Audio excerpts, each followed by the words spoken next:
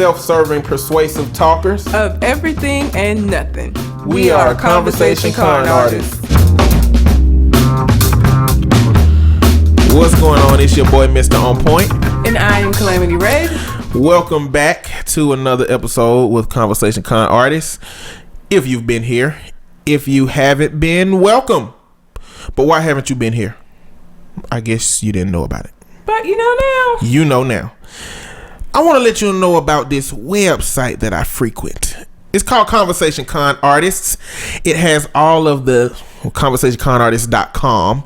It has all of the links to whatever articles we're talking about, whatever stories we're talking about. And on the left side, it has a little envelope that you can hover over and you can give us some feedback, send us a mail, subscribe to our newsletter, anything from that website. You can find me on Twitter at Mr. MISTER_on_point. And I can be found at red_calamity. And if you send me a message and it takes me a couple of days to respond, don't take that shit personal. Still getting used to getting on Twitter. Because I'm old and so I forget that I even have a Twitter and that I need to be on there. But I'm getting better at sending out tweets and I'm getting better at responding, so just bear with me. Also wanted to remind you that we are still looking to do the listener letter portion of the show. So if you have a question that you would like for us to answer on air, and it will be anonymous. I think people, I don't know if they don't want folks to know about what they got going on. It will be anonymous. You can send it through the mail client on the website, which is conversationconartists.com, or you can send it directly to Gmail, which is conversationconartists@gmail.com. So let's get into the show. How you doing, Mr. On Point? I am good. How you doing, Red? You know. Yes. Bipolar ass weather. It was hot and I had turned my air on because I was about to die in my apartment. Then I woke up one day and it was cold as shit. I can't. I'm tired. I don't like it. Same shit, new toilet. It's too much. It is too much. But other than that, I'm going from short sleeve to long sleeve to. Oh, I'm gonna start with short sleeve because it feels good too. It's the end of the day and my arm's about to fall off because that wasn't a great decision. You can't tell. The weather is so bipolar. It's so terrible. Just up and down, up and down. But we're going to get started with some unnatural selection. And, I'm so sad because at the very beginning, and we 16 episodes in now, I said that I did not want to talk about the fucking Kardashians. And yet, here we are. You surely did say that. I did. And it came out of your mouth. Hey, I meant it at the time. But every single week, these people are doing shit. And I feel like I have to say something. It's you can't ignore it. There's two stories this week. What is wrong with this family? They ain't got shit else to do with their life. They know how to keep media attention. They know how to keep us focused on them. I don't want to be a part of that. You falling in a trap. Damn it. Let's just get through these really quickly. It's like that State Farm. What is it? State Farm commercial where the dude had a dollar bill on the end of the fishing pole. I was trying to get the dollar. Yeah, he trying to be quick. They keep getting you. You trying to reach for freedom from the Kardashians, and you just so close. Damn it. Okay, let's just get through these really quickly. So, Kim Kardashian and Amber West. Ooh, shit. The Illuminati gonna come get you. Shit. Leave me out of this, Illuminati. My fault. Leave me out of this. Kim Kardashian West and Amber Rose is what I meant to say. Took a picture together this week. I guess it's symbolic, they squashing their beef, They are booty finger sisters. See, you know what? I want to let you know that has now become a catchphrase for some of the people that listen to this show. Good. And that's your fault. And so you say fault like it's a bad thing. It is a bad thing if you're on the receiving end of it. But so they sisters in booty finger glory. Okay. And they took a picture together. I don't know if this is gonna be the end of Kanye West's beef with Amber. I don't really know why, other than that they're attention whores. Why they did this? I don't know. Because if they squashed it, there was no need to let us know about the shit. You know what I'm talking about? They could just stop talking about each other. So that happened, and then Rob Kardashian, who is their brother that people forget about because he's not in the spotlight, and I could imagine it must be terrible for him to have the sisters that he does. Basically jumped ship this week because he is now dating Black China. And if you don't know who Black China is, Black China, this is so convoluted. Black China is the baby mama of Tiger, who is now dating Kylie. They all whatever. Kylie Kardashian. And there was like this whole beef between Black China and Kylie when Kylie first started dating Twitter. Is it Kylie Jenner or Kylie Kardashian? Well, it's Kylie Jenner, but she's a Kardashian. I mean, her mother is a Kardashian, okay. so therefore she is. She has Jenner because of Bruce or Caitlyn, whatever. Okay.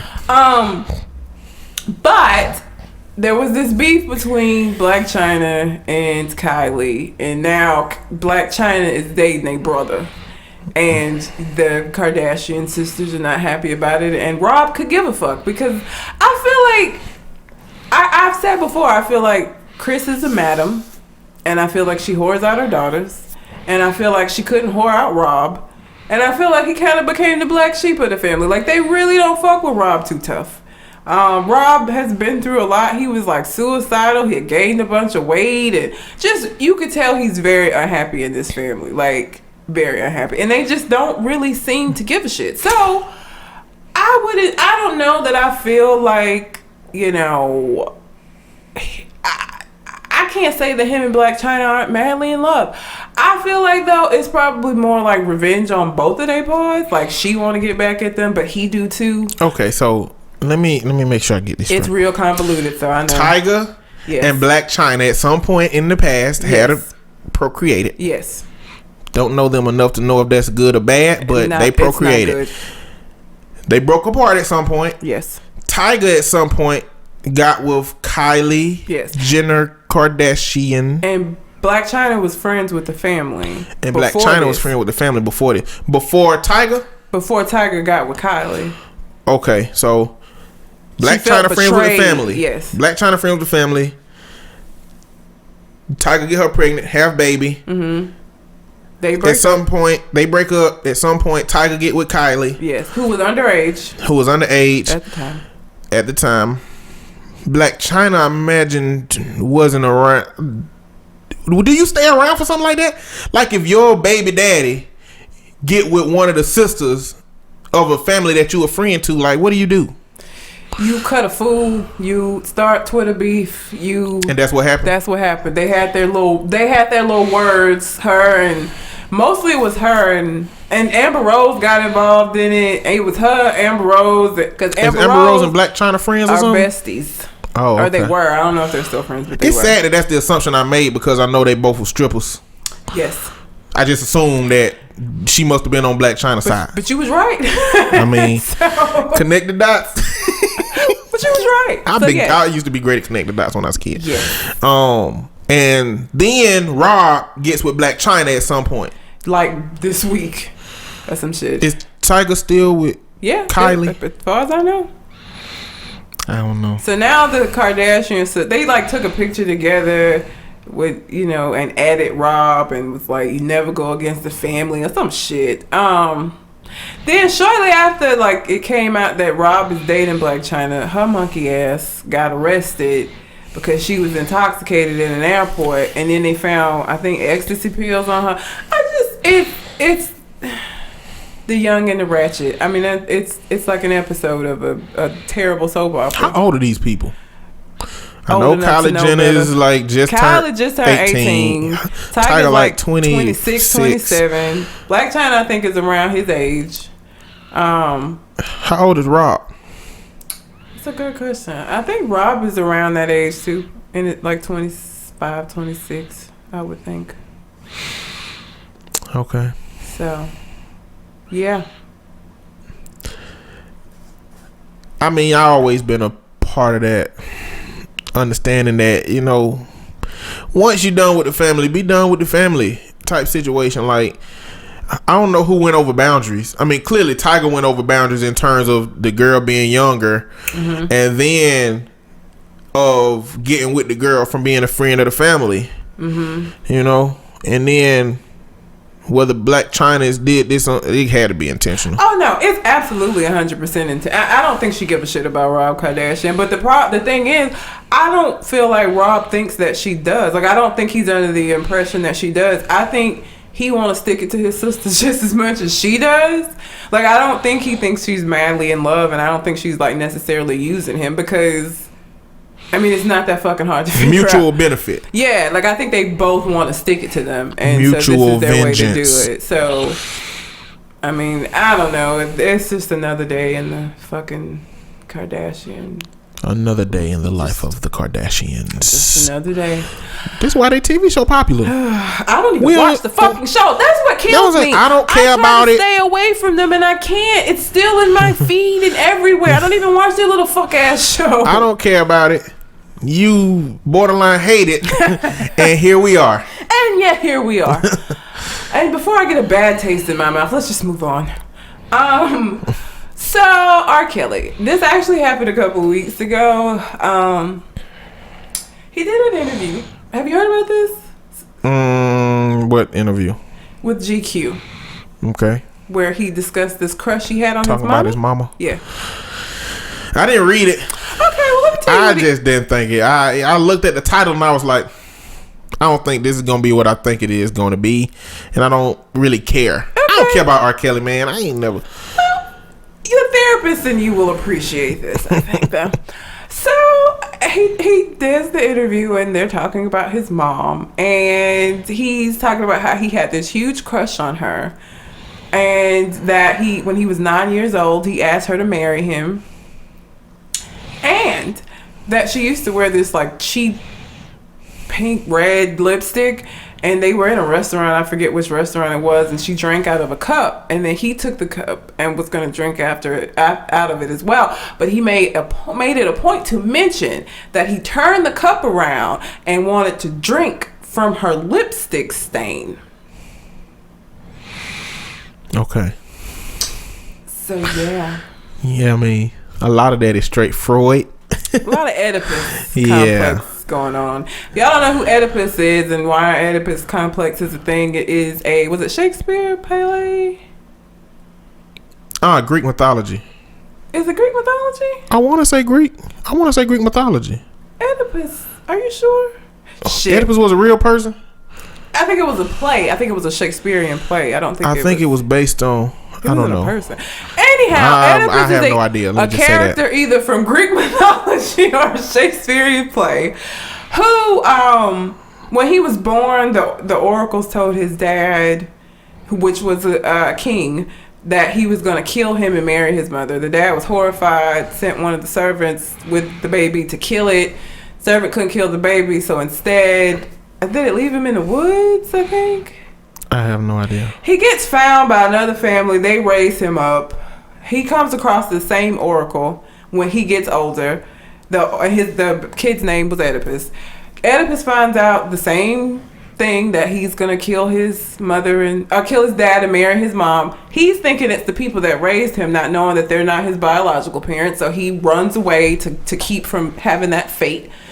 He ends up running into his actual father and murdering him, and he also slayed a dragon, some kind of beast, and the people of the city were so thankful that they wanted to make him king, so that meant he had to marry the queen, and the queen was his mother.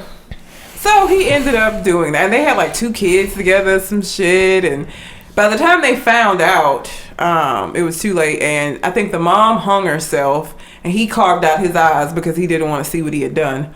So now, like, when young boys have infatuations with their mothers, it's called an Oedipus complex, and that is what R. Kelly has.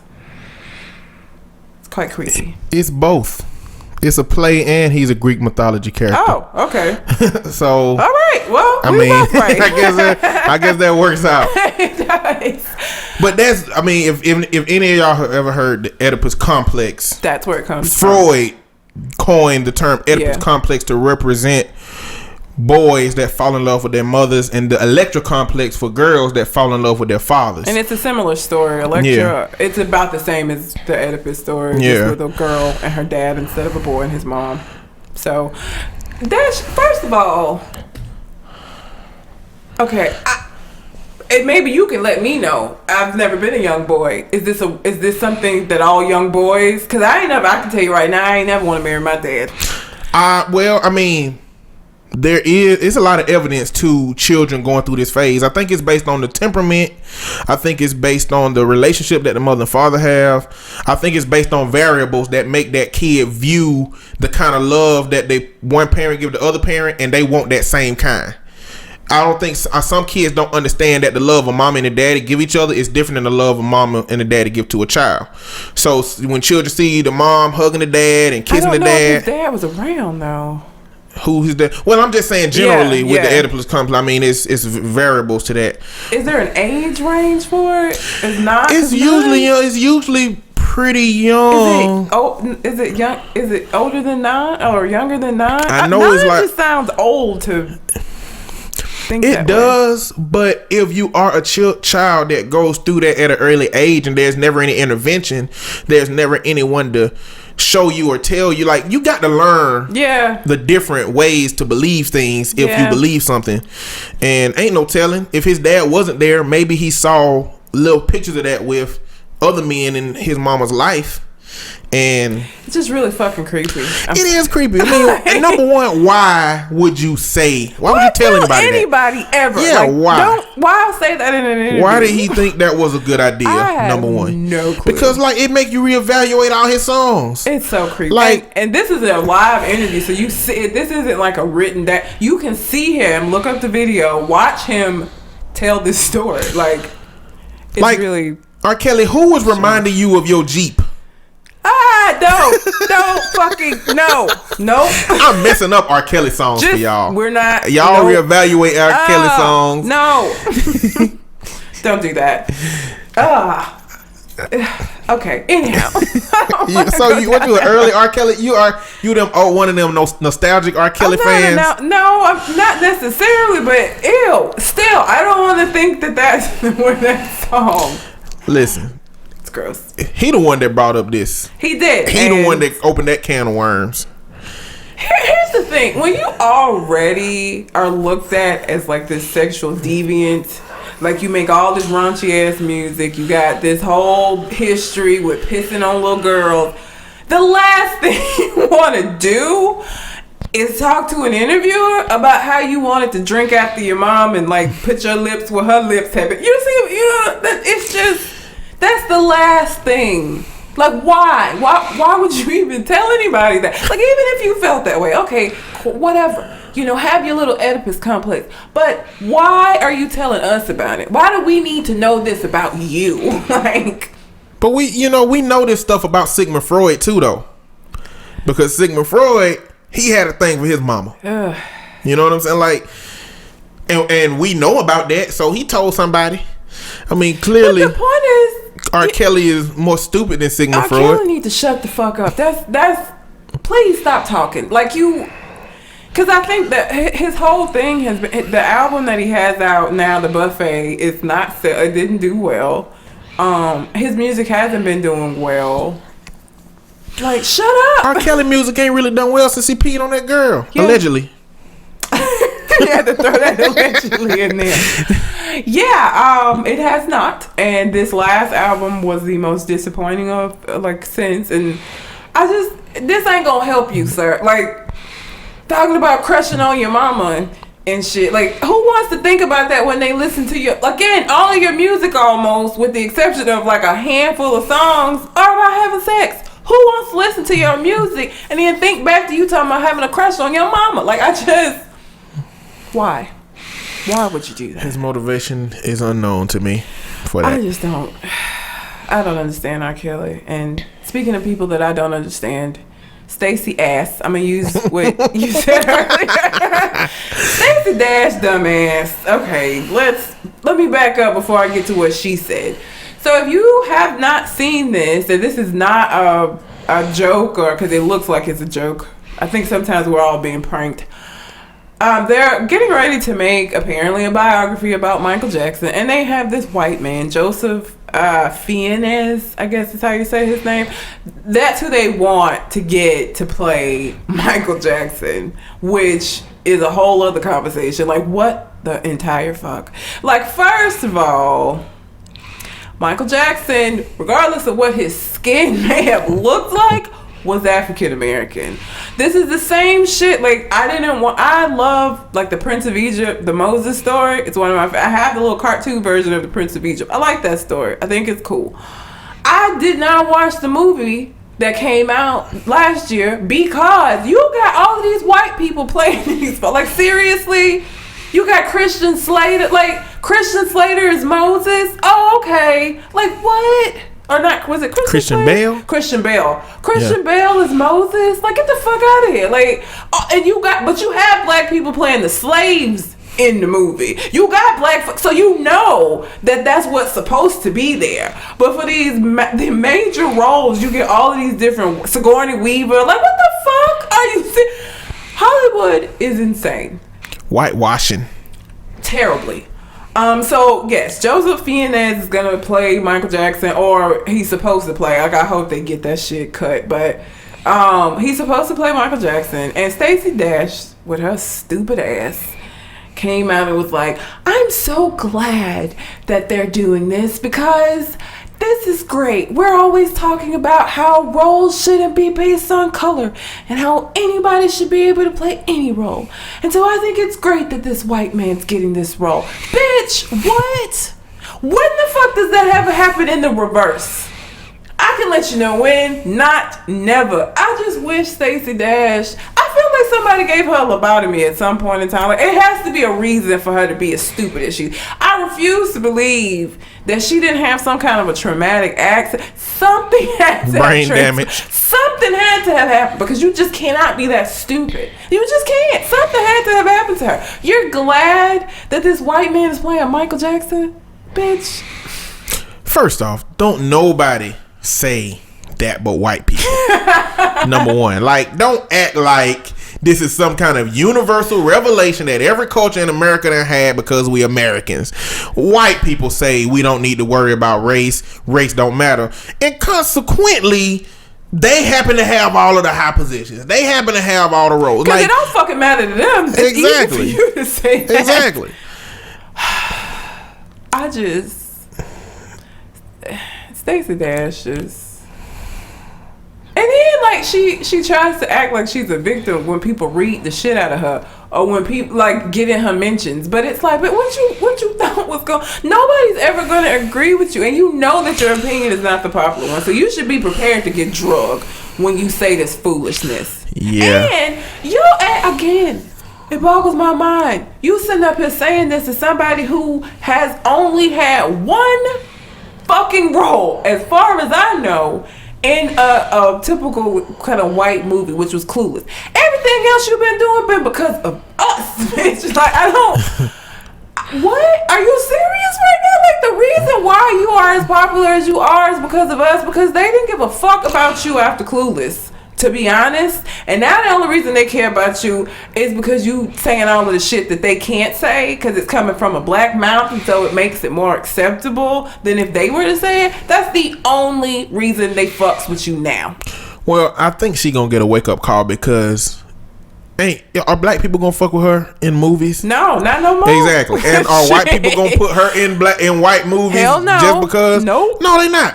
She just gonna get less work, and I guess she just gonna have to get her paychecks from going on Fox News saying bullshit. She gonna have to stay on Fox, because that's it. Like, ain't nobody finna hire her after this, because ain't nobody gonna go watch her in the movies. Like, no, nobody fuck with her now. Like, no. Do you know that they Black History Month her to death when on the first of the month they destroyed her on Twitter with that. Happy Black History Month, Stacey Dash. At Stacey Dash, Black History Month every time. But you told me something that I didn't know about Michael Jackson the first time around when they did that Jackson of the American Dream movie, that he was upset about them wanting somebody white to play him. Yeah, he went off in the interview. I mean, you know, he went off in Michael Jackson voice, so it was kind of a weird sounding situation. Y'all And should look his it up. way But of going off on people. I just don't understand how you can, like, how disrespectful and invalidating do you have to be to see that interview of a man that is no longer with us and not respect his that wishes. he didn't want to be represented by a white person. When, you know what I'm saying, he proclaimed being a proud African American. And how I mean, can Stacey on the Dash? inside. On the inside. His DNA was black. That's, you know, that's all that matters. How, and Stacey Dash, I don't understand how she can say that it's good. Like, man, he didn't even want it. We don't want it. He didn't want it.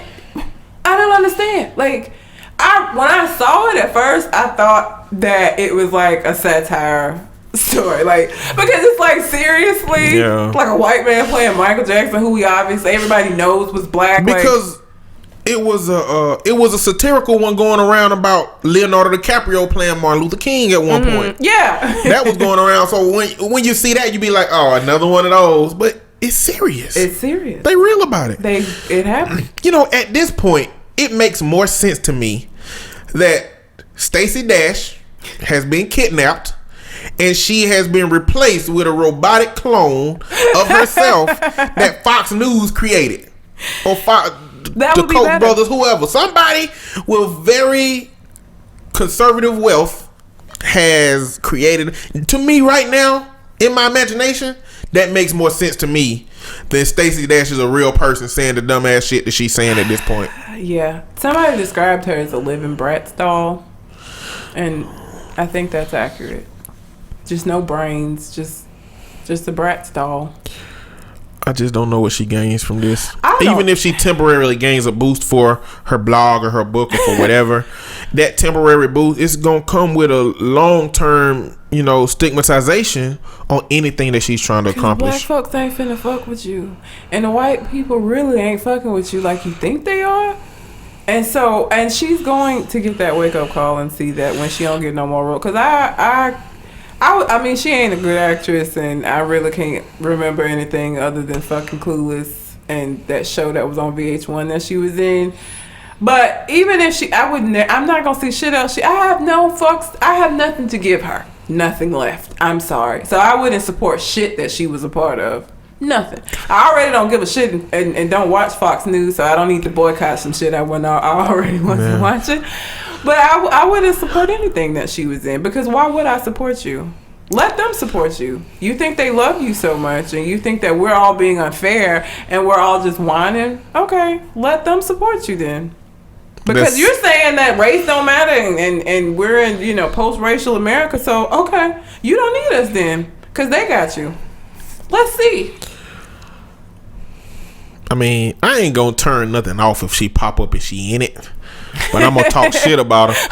It's like, just when I see her, it's just gonna remind me that she ain't shit as far as her opinions go. And that's what I think celebrities don't get that. Like, again, Twitter, Instagram has like ruined, I feel like, a lot of how we feel about celebrities. Like, it used to be you didn't know that much about their personal lives, and it used to be you didn't know that much about their opinions on things because you didn't have as much access to them as we have now. Like, it used to be you had access to them through like interviews. You had access to them through like a third party. Now you have direct access to them because they can get on and like post their thoughts anytime they fucking get ready. And then what you find out is that these are some super flawed ass, crazy ass, annoying ass people that it's like, damn, like, she a good actress, but shit. Like, but I think it's bittersweet.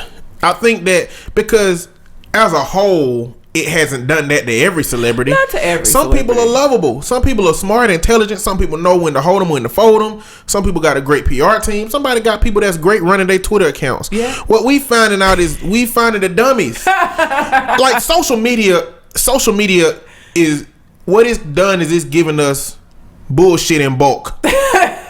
Like, social media is the Sam's Club of fuckery. It just got everything in a pack. You get a 6-pack of bullshit from Twitter, where you can only get one in, you know, in the regular Walmart. But Sam's Club, you can go buy whole packs of them. Costco, it's like the Costco of bullshit. Oh my God. That's what social media is. Hilarious. And I think what we found out is that there are so many more dumb people. Yeah. There are so many more idiots. There are so many more followers. There are so many people that believe that what they got to say is important or relevant. Like the earth is flat. Yeah, but that's what we find out. It's sad. It's just we get all that shit in bulk now. And we ain't ask for it. No. I like it. I like social media. A lot of people be getting off of social media. I'm never gonna. First, let me just a quick sidebar. Cause this is something that's sitting in my spirit, and I have to catch myself from starting because I don't want to start Twitter or Facebook beef. If you decide at any point in your social media career that you don't want to do it anymore, do not write no long ass status about how this and that and you getting off. Just delete your fucking account. We don't care. We don't. Because the people who do that, they'll go like a day and then another day, the next day they like, I'm back. Back from where? Like it was like 24 hours. Like what? Don't do that. If you decide that you don't want to be on social media anymore, okay, just delete your shit. We don't need to know that you're gonna do it because I guarantee you we don't give a fuck. Please stop doing that. It's a lot of steps you can take. Like you can just disappear off of media and don't tell nobody. Don't say nothing. You can unfollow people that's been causing you the problems and just follow who you want to. You can keep your profile active and just not post and not communicate. At the point that you announce that I'm about to leave, I'm about to get out of here, I'm about to go, at that point, it's a cry for attention, perhaps. I want y'all to know it's not enough for me to just leave, but I want y'all to know I'm leaving and be aware that I'm leaving. And the reasons why. Exactly. It's all of you and this and it's that and the fuck out of here. Now I'm gone. Well, we didn't care no way. No, basically. Because your status probably was always full of bullshit, always talking about your personal drama, calling somebody out on the status. We didn't care no way. We don't. You can go. Sometimes I applaud when I see those things. Like, get your ass off. Thank God I won't have to see no more of your fuckery. Good. I'm just glad Facebook has optimized the feed where you can unfollow people, follow people, Lord. star people where they stuff come up at the top. Yeah. I like that. I got a whole list of people that I unfollow just because. Anytime one of them tragedies happened, anytime a black person got shot, it was about 10 people I had to unfollow because I saw their true fucking colors. So yeah, it helped me a lot to just be able to just boop. Okay, no more listening. I like to you. true colors. Boop, no. I like true no colors. more listening to you. Because I try to inception my ideas into their heads. I look at their status and be like, I can break into this current way of thinking. And then I craft a nice little a comment. Just on point, I never looked at it like that. And that's when I got them. I don't care. See, I don't care enough to do that. I just unfollow people. I ain't trying to change your way of thinking. And I feel like you always been thinking that way, and we've been friends. And like, so in the back of your mind, I feel like you've been thinking this bullshit this whole time. And I can't deal with it after that, so I just unfollow people. And then folks be like, you didn't know I had a baby? No. You didn't see it on Facebook? No. Didn't. Congratulations, though. Baby be 2 years old. I had no idea you had a child. I mean, Facebook, it's made people so passive. Like, they don't have to call everybody and tell them I got a baby now. It's like, hey. It was on Facebook. You didn't see it? You can go see the pictures. The picture's up. Yeah. While I was at the hospital. Right after I gave birth. The little wrinkly pictures of baby. Why do people post pictures of newborns? Newborns look angry and wrinkly, like little raisins in the sun. Babies look like they look like little salamanders to me. You can see through their skin. You can see their veins. They be blue. I mean, like, stop! Don't post a picture of your new fresh baby. Let them cook first. Let them get done. Let them finish cooking. Let them start looking like a person instead of a little amoeba or something like that. Give them time. All newborns look the same to me, and it's always so funny to me when people are like, "Isn't it cute?" I'm like, the only newborns that I will acceptably like to see pictures of are newborns that look like old ass people already. Like some newborns be looking like your uncle already. Like they been here before. Exactly. And they angry about it. Yeah, they eyes all furrowed over. Yeah. Everybody always tells me like you're gonna feel differently when you have a kid. First of all, pause. I don't even know if I'm gonna have kids. Secondly, if I do, I I doubt I want to feel like I said. If I think my kid looks, like a raisin in the sun, does that mean I love them any less? No, it just means I realize that they look wrinkly because they've been swimming in amniotic fluid for 9 months. Like, I don't think that means I love them any less because I don't like shove them in your face and be like, isn't he adorable? Like, no, he looks like a little raisin. Exactly. Remember the California raisins? I remember. That's what they look like to me. The babies look like California raisins. Yes, I stand by that. Okay. I stand by they look like little salamanders or reptiles when they come out because you just see through their skin. Babies ain't made of nothing but earlobe. You know that? Babies ain't nothing but cartilage. Cartilage and baby juice. Baby juice. That is all I have for our natural selection for this week. I'm going listen, y'all. I'm really trying hard to stop talking about the Kardashians. I really am. It hurts my soul. Y'all don't know how much this pains me. It hurts. I'm gonna have to go have a drink after this. It pains me. Guilty pleasure? No. No. It hurts. It is what it is. On to deliberate nonsense. The first thing I got to talk about is Chris Rock and some comments he made about black actresses. Around the end of the year of 2015, J-Law, Jennifer Lawrence, was talking about the wage gap. The wage gap for white actresses. Well, wage gap for women. I don't want to say for white, women. but for women. She's white, so she represents her population. Mm-hmm. Even though I'm sure she meant all women in that. But you have what Chris Rock pointed out is that you kind of have to understand that even in the context of women, there are groups of women that get paid significantly less than white women. Mm-hmm. Like he was saying that there's black women that want to be where Jennifer Lawrence is. Mm-hmm. While she's talking about wage inequality generally for women, there is a group that exists in women that deserve more than what they get. Gabrielle Union, Nia Long, Regina Hall. Yeah. I can name them all if I sit here. Yeah. Over and over. Sanaa Lathan, Zoe Saldana. What is it? Zeldana. Yeah. I can name all and when you can name all of this group of women that exist in these shows, that's a problem. Yeah. I can't start to name all the white actresses. Can't start to name all the white, but you can name all the black actors that keep recurring in the same roles. Yeah. And just that dialogue for me brings up the idea of intersectionality. You heard that? You heard of intersectionality? Oh, I thought you asked me if I heard a sound. No. Yes, Oh, okay. Well, intersectionality is the idea that there can be overlapping circumstances that cause different cultural interactions. For example, a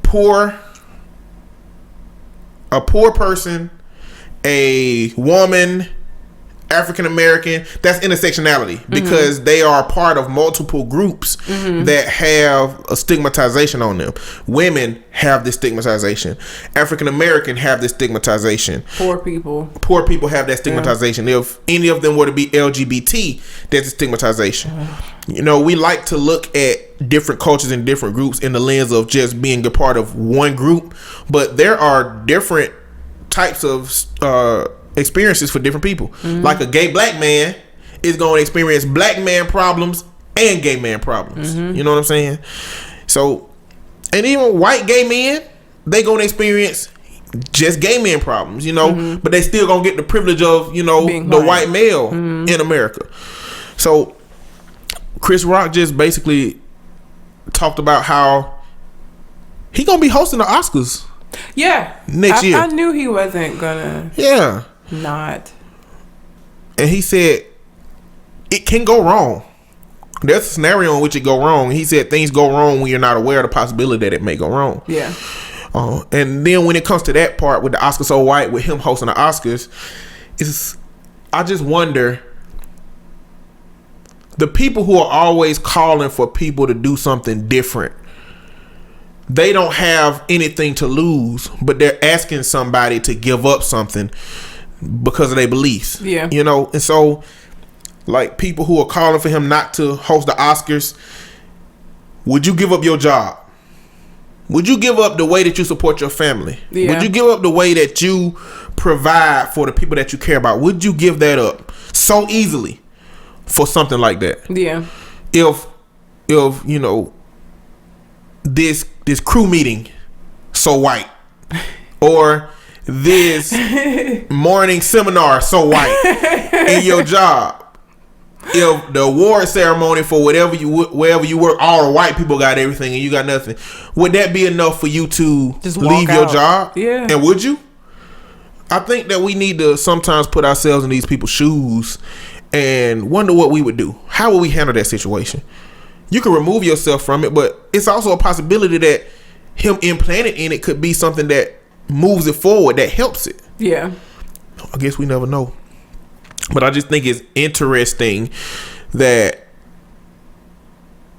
people don't acknowledge those differences in the different groups, especially when it comes to like white women or white men representing a problem in their communities. That's always been one of the issues with, like, even within like feminism itself, is that there's a difference in white feminists and black feminists. Then there's some tension there between the two, because white feminists don't get that point that you just made, that yes, you're talking about equality for all women, but black women also have to be cognizant of equality for black people as a whole, because they're a part of that group as well. They're a woman, but they're also a black woman, so they're going to be treated differently than you, even within the group of being a woman. They're still going to be lower on the totem pole usually than you are, and so your experiences, while both not great experiences, are still different.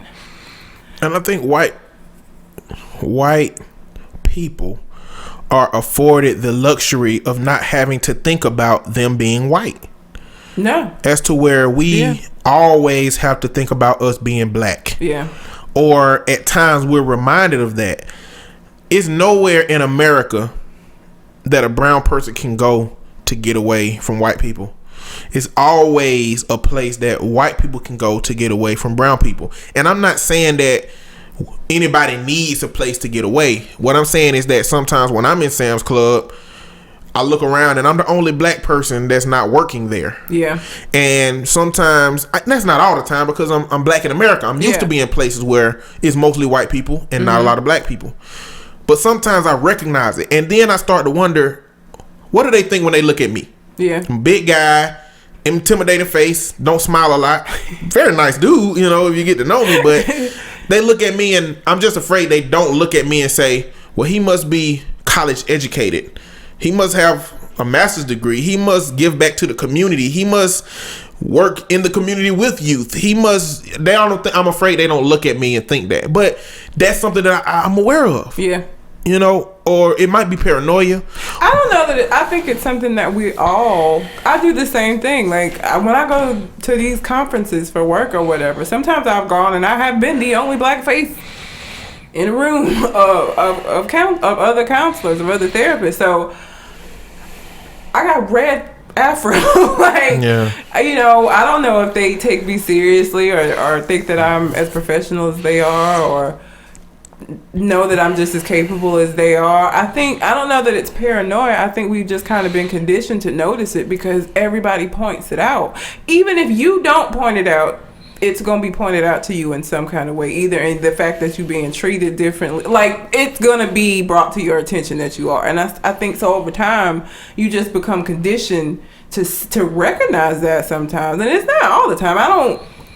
Sometimes I'll like, it's on the back end of it and I'm like, oh shit, I was the only, you know. Sometimes I don't notice it like the entire time. And then other times, as soon as I walk into a room, I'm like, shit. Like, yeah. Okay. And it's not, and for me, like, it's not all the time. Yeah. It's selective. Mm-hmm. Sometimes it's just after I've been listening to Tupac, or sometimes it's after I watched a video of Angela Davis talking or something like that. Sometimes it's just those things that just put me in a state where I'm aware of my blackness today. Mm-hmm. Everything I do is going to have a component of my blackness in it. And on those days when I go to places and then I end up being the only African American male, that's what I experienced. Yeah. And I was I was one of 2 African American males in the counseling program I graduated from, in which I never took a class with the other African American male that was in the program. And so it's just, I'm just saying all that to say that that awareness don't have to be for white people unless they are in an environment in which there are predominantly or only black people. Yeah. And that don't have to be often for them if they don't want it to be. No. Or and ever. And I'm just saying, I don't want to give off the idea that people like Jennifer Lawrence are intentionally shading other cultures. It's just that they don't have to think about that. Yeah. They don't have to think about color because white is the default in America. Mm-hmm. And not thinking about color means that in her mind, the issue is women versus men. The misogyny. Mm-hmm. Not necessarily the other nuances that come with, race in America. Yep. But it's interesting. It's gonna be interesting to see what he do at them Oscars. Yeah, I'm curious to see. I wonder if he gonna. I just don't think Chris Rock is going to, play blind. Oh hell to no! all of that He's stuff. Gonna make jokes now. Yeah, he's gonna make plenty of jokes. And it's gonna be, if the next the Oscar that he hosts turn out to be white, it's gonna be awkward. Yeah. If it have black people, it's gonna be, I don't know. I guess we just have to see. It's gonna be interesting. Very interesting. It's definitely gonna be interesting. The next thing I got is Cam Newton. Cam Newton made some comments referencing race being one of the issues in how people are perceiving him. It's really the only reason why people perceive him badly. Let's just be honest. There's a bunch of variables that exist. You and this giving people a benefit of the doubt. I'm just saying it's a lot of variables. It's a bunch of different things pressed together, like different color Play-Dohs. you done mixed up Play-Dohs before. I have. Yeah. It started off with 2 distinct colors and then eventually it turned into one metal mush of a bunch of stuff. And so I think for some people it's racism. I think it's for some people it's they hate the Panthers. I think it's for some people they don't like a black quarterback out there. He gonna be the 6th quarterback to start in the Super Bowl. The 6th quarterback to start in the Super Bowl. Mm-hmm. It's 2 teams for every Super Bowl, and it's been 50 something Super Bowls. Yeah. That's 100 opportunities for a black quarterback to start. And I mean, given that in history, black quarterbacks weren't even thought about. So that is a modifier, but I think that it goes into a lot of stuff. But I think it really plays to the idea that America's not aware of their racism. White America is not aware of their racism. They cry so many white tears about things. Like, I feel like this is the same thing with like Serena Williams and her winning and people making fun of her body and making like, it's like, seriously, she's like a man type situation. Yeah. He should be able, and so should she, be able to just be at the top of their games and just be respected for it. Like, I saw something where he had on like a beanie or some kind of hat, and people were upset. And Tom Brady, they had a side by side of him with a similar out, but it wasn't a problem when he wore it. Like, see, this Twitter follower, this girl on Twitter pointed that out, mm-hmm. and Shannon Sharp, ex-football player, mm-hmm. he started posting pictures of other quarterbacks dressed similar to him. Yeah. White quarterbacks dressed similar to him. And it wasn't saying, a problem. Hey, but it's a problem with Cam. But it's a problem with Cam. And that the only reason that is because of what he is, a black athlete. That's the only reason, because there's no other difference between him and them other than the fact that he's black. Why is that a problem that he wore this when all these other people have worn it and it's never been an issue? Or why is it a problem that he does his little dances? Like, I know that that's against like but he's not the only one that has done the little that's like, celebrated.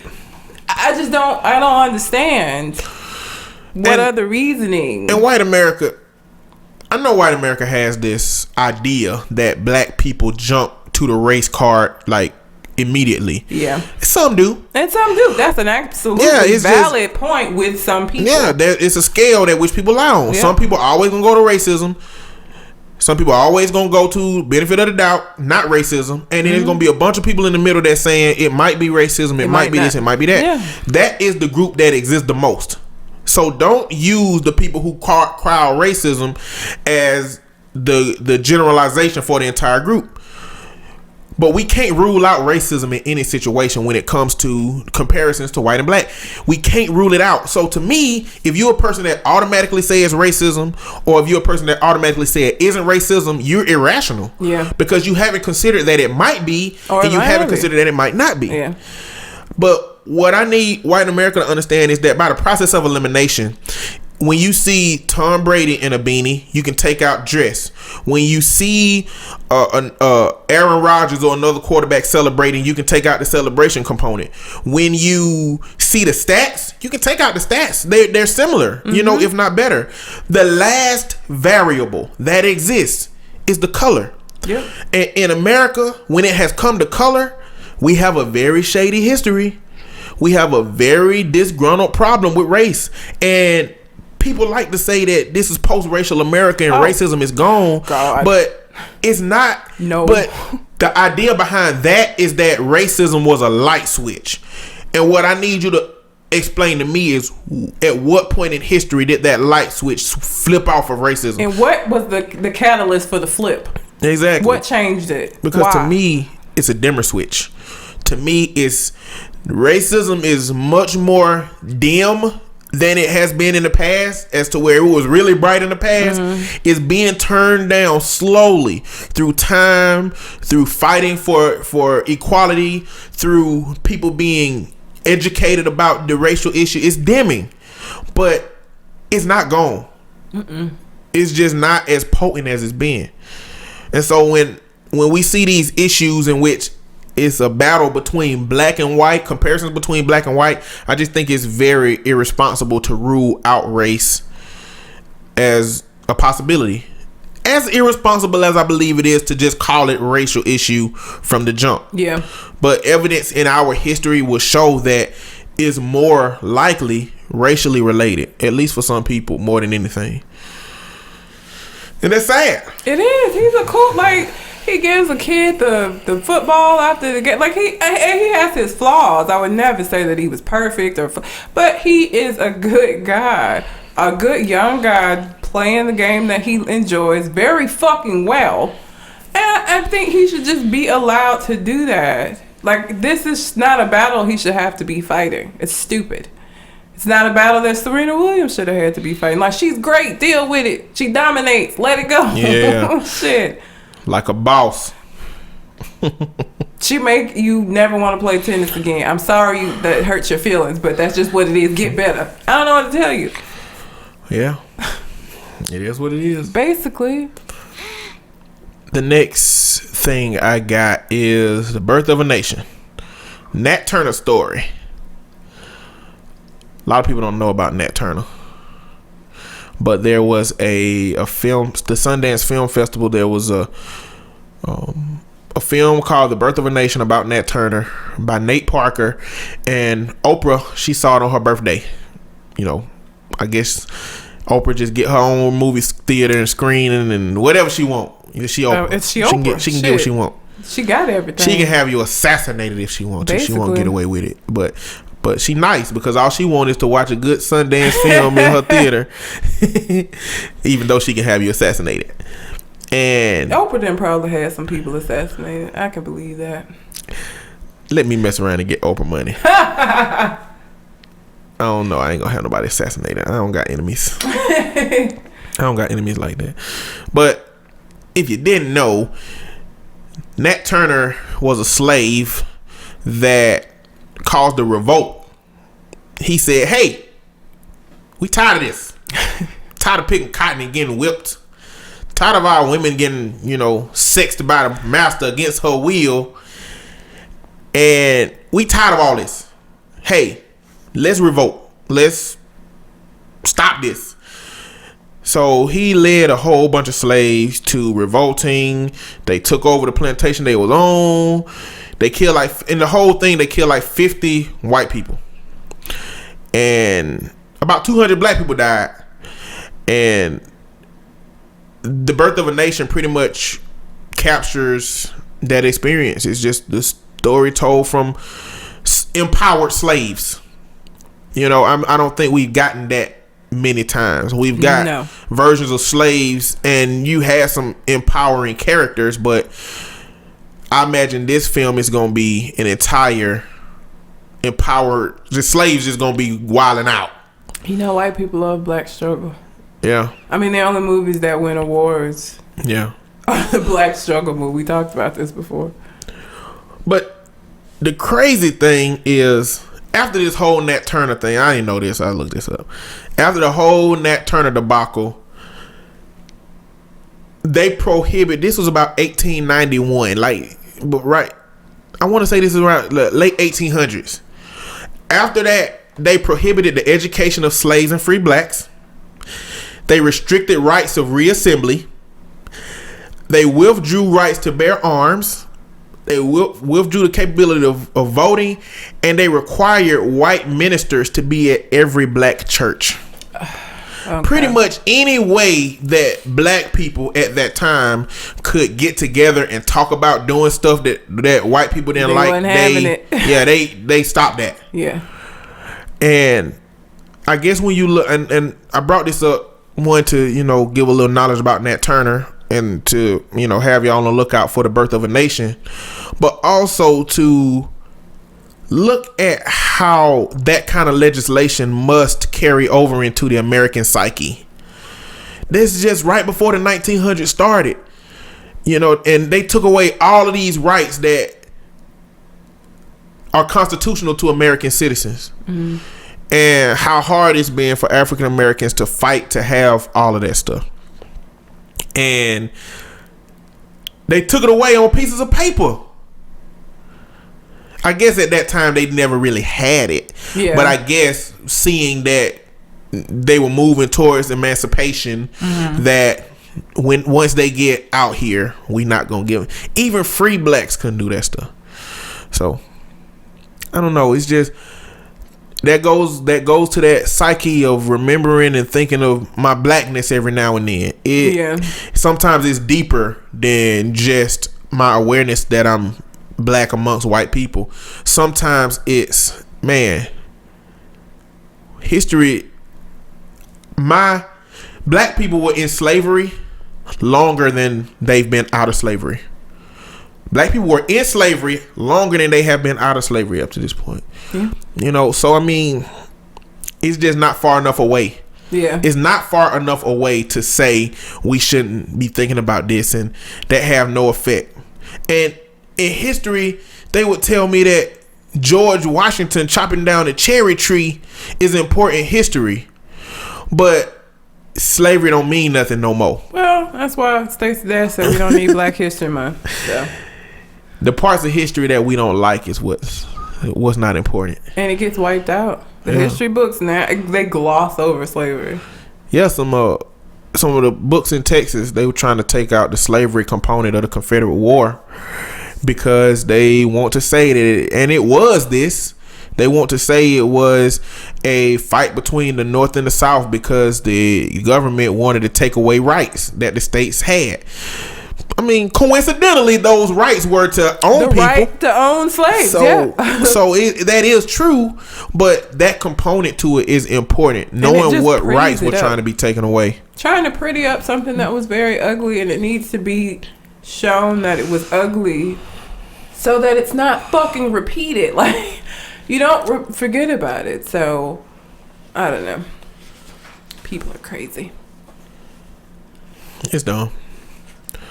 But the last thing I got is Chet Hayes. Damn it, Chet Hanks. I was like, who is Chet Hayes? Chet Hanks, Tom Hanks' son.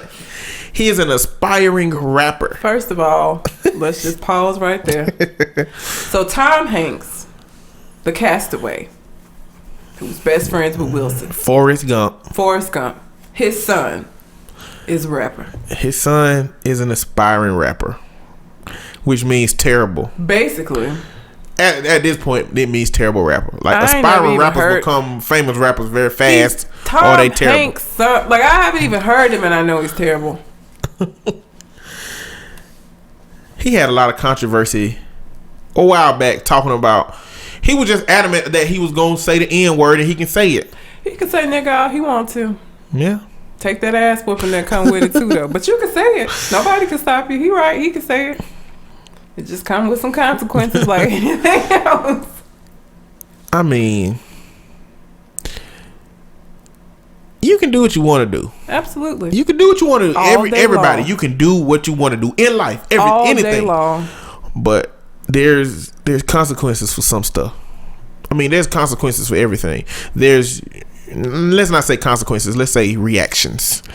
You know, every decision that you make is something gonna happen from it. Yeah. If you get in a group of people and you think you cool and you just start calling folks niggas, you can do that. They gonna probably stomp you out, but you can do it. Like, the reaction ain't gonna be worth it, I promise you. What do you think about it? What do you think about white people saying nigga?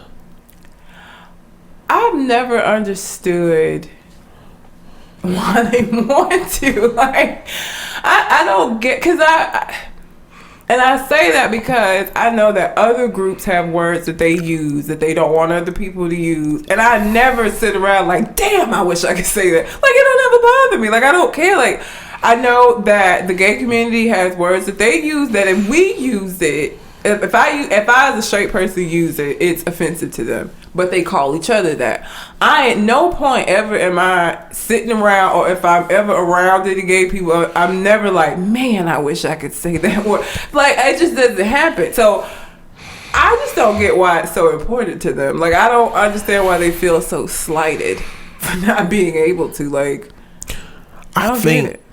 I think that white people have just always been able to control the dialogue in America and do what they want. They've always been able to control the dialogue, and that's the only word it really is that we tell white people they shouldn't say. That's the only word, but we have so much trouble with them saying it. And not only that, but it used to be a derogatory word that can still be used to incite anger and frustration in people. And that's why when I work with kids, I tell them when someone knows what word angers you, they control you. Yep. If they know how to get you mad and you gonna jump up out your desk, the teacher gonna send you out of the class. They know how to get you to that point. And I think, and that's why I'm kind of on the side of reappropriation, where you take a word that is meaningful to somebody else, and you make it less meaningful for them. When you accept it, you take it, you make it yours, then they can't use it for that power anymore. That's how I look at it. But everybody don't look at it the same way. Yeah. I look at it like, I think that we kind of tried to appropriate the word, but that's just nothing you can dictate on an entire cultural level. Yeah. And I think that the people who feel like that's how you take power away from the word, I think they are acceptable of it. And I think some people don't believe that you can ever take the power away from the word except for not saying it. Yeah. The only problem is you can't control what people say. Nope. And people continuously say it. Yeah, they do. And it starts things all the time. In my perspective, the responsibility is on us. If I hang around, if I have a white friend around me and I continue to say nigga around him, then I can't be surprised when he say it. Yeah. You know, I think a part of the responsibility is on me. I'm not gonna stop him from getting no ass whooping if he said around the wrong people. But I've had somebody say it around me before, and I kind of told them, I asked them why they say it. If it's to feel closer to us, you don't have to, because you know we clearly don't care. Yeah. But you don't get any closer to us by saying it. No. I think it's like it's something that she had to do. Yeah. She had to. It was an internal thing. I don't think it was really to get our approval. I don't think it was to be close. I think it was something that she felt she needed to do for some reason. I don't understand. It's always so weird because it's like that when the record skips. You know, when they say it, it's like when the record skips, and there's like a pause every time. Like, wait a minute. Like, I don't know. I've never understood why there's this need for them, other than like, I just see it as an extension of white privilege. Like, I should be able to say what I want. Like, you can't tell me, because I just, again, there are words that I know that other groups use that I'm not allowed to use without it being offensive to them, and I just don't say the shit. And it doesn't bother me that I can't say it. It never bothers me that they say it, and if I say it, I don't care. That's a word of affection among them. It's not if I use it, and I don't care. It doesn't matter to me. So I've just never understood their need to want to use that word or why it bothers them. You guys say it all the time. Okay. All right. Y'all call each other rednecks sometimes, but if I say the shit, it's not going to be as... It ain't even... I mean, saying redneck ain't even as bad. Well, yeah. I don't know that they don't really have that word. Redneck is a movement like Jeff Foxworthy. Oh, shit, yeah. You might be redneck if. I don't know that they have a word. Ain't no you might be a nigga if. Gays have... I know gays have a word. Like, I just don't know that white people have a word that they use fondly between themselves, that they get upset if somebody else the whole English language. Oh. I mean, every comrade, any word that was created by the English that we use, or with Latin and Greek roots, that they decided to make a part of American dialogue, all of that, because that's the default. They the default. Yeah. All of our stuff is that we brought in our own twang. Again, because of that, because it's all these other words that you can say. I just don't get why it's such a big deal that this one word is one that you need not say, or that you can say. Just people probably not gonna be happy about it. They're gonna look at you funny. Yeah. So you may not get your ass whooped, but people might stop fucking with you. It just depends on, I guess, your audience when you say it. Be careful about where you say it at if you're white. I'm just saying. Definitely be careful. There are people who will stomp you out. Yeah, and some people don't care. Some people don't care. Some people, you'll be. Usually you can tell. You shouldn't take the chance. Yeah.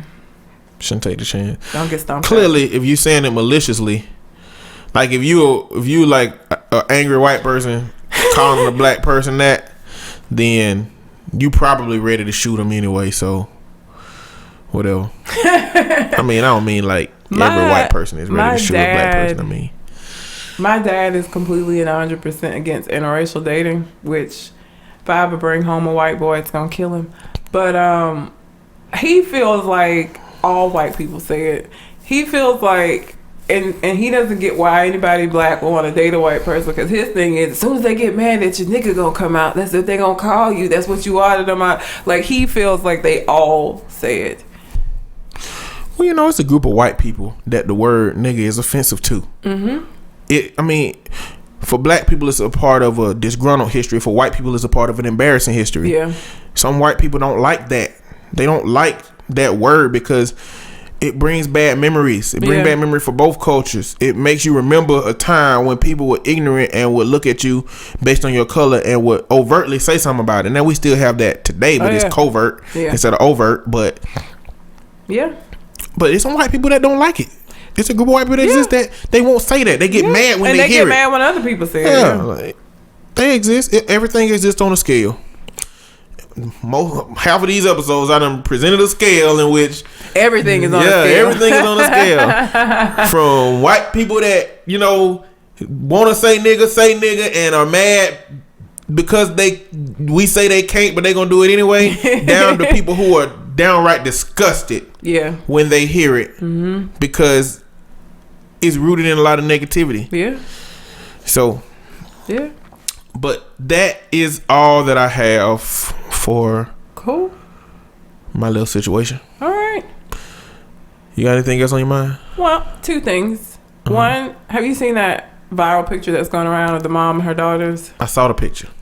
Black don't crack, man. Black that don't melanin, crack. man. Melanin. That melanin. I hope to be. Well, actually, because the mom. Oh, she's 35. Did I tell you that?